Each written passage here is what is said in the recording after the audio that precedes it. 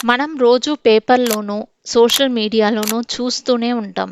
అడవులను నరికేస్తున్నారని, మైనింగ్ వల్ల పర్యావరణం దెబ్బతింటోందని. ఇలాంటి వార్తలు చదివినప్పుడు పర్యావరణ ప్రేమికులకు చాలా బాధగా అనిపిస్తుంది. కానీ అడవులను కేవలం చెట్లు, నదులు మాత్రమే అనుకుంటే పొరపాటే. అసలు ఆ దట్టమైన అడవుల లోపల ప్రపంచానికి, చివరికి సైన్స్‌కే తెలియని ఎంతటి రహస్య ప్రపంచం దాగి ఉందో తెలుసా?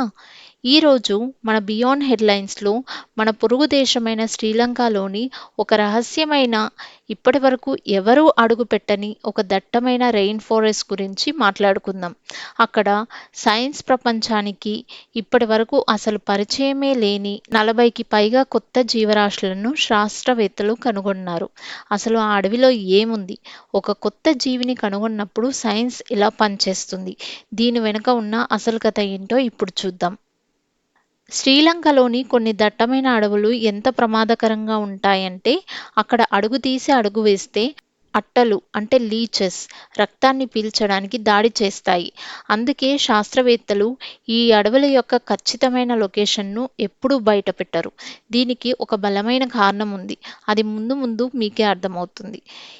ఈ అడవుల లోపలికెళ్తే మనం చిన్నప్పుడు స్కూల్ పుస్తకాల్లో చదువుకున్న పిచ్చర్ ప్లాంట్ లాంటి కీటక భక్షక మొక్కలు అంటే కార్నివోరస్ ప్లాంట్స్ నిజంగానే కనిపిస్తాయి.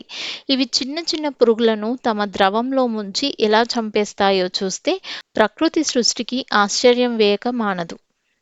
శ్రీలంకకు చెందిన ప్రముఖ కన్జర్వేషన్ బయాలజిస్ట్ డాక్టర్ రానిల్ నానయక్కర్ మరియు ఆయన టీం గడిచిన 5 ఏళ్లలో ఈ ప్రాంతంలో దాదాపు 40 కొత్త రకాల జీవులను కనుగొన్నారు.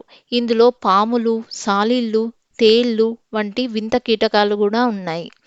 అయితే ఒక కొత్త జీవిని కనుగొన్న తర్వాత దాన్ని సైంటిఫిక్ ప్రపంచం అధికారికంగా గుర్తించాలంటే 6 ముఖ్యమైన దశలు ఉంటాయి. మొదటిది ఫీల్డ్ ఎక్స్‌ప్లోరేషన్. రోజులు, వారాల తరబడి ప్రాణాలకు తెగించి అడవుల్లో వెతకడం. రెండవది స్పెసిమెన్ కలెక్షన్. పరిశోధన కోసం ఆ జీవి యొక్క నమూనా సేకరించడం. చాలామంది వీటిని చంపేస్తారు. కానీ కొందరు పరిశోధకులు అవి సహజంగా చనిపోయే వరకు వేచి చూసి ఆ తర్వాతే ల్యాబ్‌కు తీసుకెళ్తారు. మూడవది మార్ఫోలాజికల్ ఎగ్జామినేషన్. మైక్రోస్కోప్ కింద ఆ జీవి అవయవాలను, అంతర్గత నిర్మాణాన్ని నిశితంగా పరిశీలించడం. నాల్గవది కంపారేటివ్ అనాలిసిస్. ప్రపంచవ్యాప్తంగా ఉన్న మ్యూజియంలకు వెళ్లి ఇదివరకు ఉన్న రికార్డులతో పోల్చి చూసి ఇది నిజంగానే కొత్తదా కాదా అని ఖరారు చేసుకోవడం. ఇది చాలా ఖరీదైన వ్యవహారం. ఐదవది మాలిక్యులర్ అనాలిసిస్. అవసరమైతే ఆ జీవి యొక్క DNA సీక్వెన్సింగ్ చేయడం. ఆరవది పబ్లికేషన్ మరియు నేమింగ్. చివరగా ఒక రీసెర్చ్ పేపర్ రాసి ప్రపంచ ప్రసిద్ధ జర్నల్స్ నేచర్ లేదా సైన్స్ డైరెక్ట్ వంటి వాటిల్లో పబ్లిష్ చేయడం. దీనికి $వేల ఖర్చు అవుతుంది. ఇక్కడ మనకు ఒక ప్రశ్న రావచ్చు. ఒక కొత్త సాలీడునో, పామునో కనుగొని దానికి పేరు పెట్టడానికి ఇంత డబ్బు, సమయం వృధా ఎందుకు చేయాలి అని. దానికంటే డైరెక్ట్‌గా అడవిని కాపాడొచ్చు కదా అని. కానీ ఇక్కడే మనం గమనించాల్సిన విషయం ఒకటుంది. సైంటిఫిక్ ఆధారాలు లేకపోతే పర్యావరణాన్ని కాపాడడం సాధ్యం కాదు.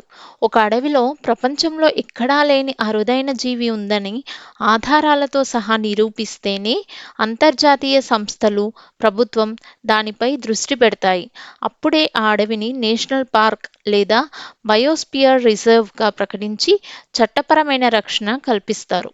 లేదంటే డెవలప్‌మెంట్ పేరుతో ఆ అడవిని నరికేసినా ఎవరూ పట్టించుకోరు. మరోవైపు ఇక్కడ ఒక నల్లటి కోణం కూడా ఉంది. ఒక అరుదైన జీవి దొరికిందన్న సమాచారం ఇంటర్నెట్‌లో పెట్టగానే కొందరు స్మగ్లర్లు ఇల్లీగల్ పెట్ ట్రేడ్ అక్రమ జంతు వ్యాపారం కోసం అడవులపై పడి ఆ మూగ జీవాల ఇళ్లను తవ్వేసి పాడు చేస్తున్నారు. కేవలం ఇంట్లో పెంచుకొని షో ఆఫ్ చేయడం కోసం ప్రకృతిని నాశనం చేస్తున్నారు. అందుకే శాస్త్రవేత్తలు ఈ లొకేషన్‌లను చాలా సీక్రెట్‌గా ఉంచుతారు. ఈ పరిశోధనలన్నీ చేసే సైంటిస్టుల ఇళ్లను పరిశీలిస్తే ఒక వింత సంస్కృతి కనిపిస్తుంది. శ్రీలంకలోని చాలా ఇళ్లల్లో పర్గోలా అనే ఓపెన్ రూఫ్ సిస్టమ్ ఉంటుంది. అంటే ఇంటి మధ్యలో పైన కప్పు లేకుండా ఓపెన్‌గా వదిలేస్తారు. దీనివల్ల ఇంటి లోపలికి అద్భుతమైన సహజమైన వెలుతురు వస్తుంది. ప్రకృతిని ప్రేమించడం అంటే కేవలం చెట్లను చూడడం కాదు, ఆ చెట్ల నీడన బ్రతికే ప్రతి చిన్న ప్రాణిని గౌరవించడం. నిధుల కొరత వల్ల ఇలాంటి ఎన్నో పరిశోధనలు ఆగిపోతున్నాయి.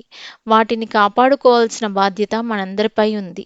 మరి శ్రీలంక అడవుల్లోని ఈ వింత ప్రపంచం గురించి మీరేమనుకుంటున్నారు? కింద కామెంట్స్‌లో చెప్పండి. మరో ఆసక్తికరమైన విషయంతో మళ్ళీ కలుద్దాం. చూస్తూనే ఉండండి బియాండ్ హెడ్లైన్స్.